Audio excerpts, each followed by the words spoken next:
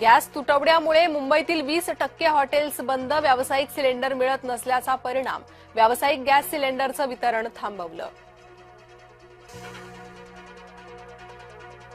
आखाती देशांमधील युद्धाची झळ आता आपल्या घरापर्यंत, सिलेंडर बुकिंगची मुदत 21 वरून 25 दिवसांपर्यंत, सूत्रांची माहिती.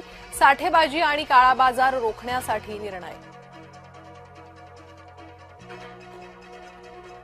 युद्धाच्या भडाक्यानं गॅस पाठोपाठ गोडेतेलही महागलं.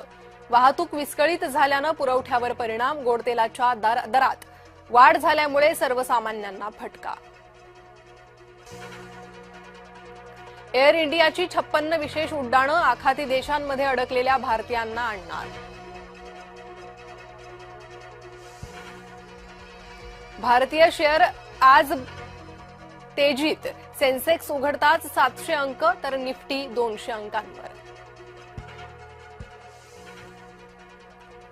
राज्यातील कांद्याला मॉरिशसच्या बाजारपेठेत स्थान मिळणार, केंद्राच्या मदतीनं 1 लाख टन कांद्याची निर्यात होणार, पणन मंत्री जयकुमार रावल यांची माहिती.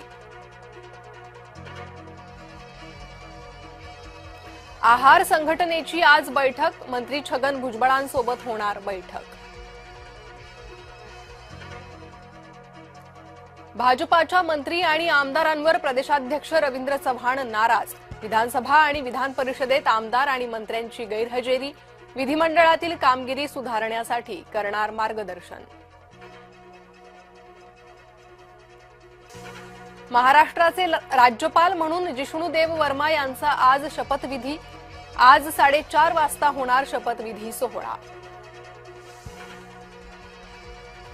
संभाजीनगर ग्रामपंचायत कर्मचाऱ्यांचे 6 महिन्यांपासून पगार रखडले, जिल्ह्यातील 1764 कर्मचाऱ्यांना बसला फटका, पाणी पुरवठा कर्मचारी, लिपिक, शिपाई आणि सफाई कामगारांचा समावेश.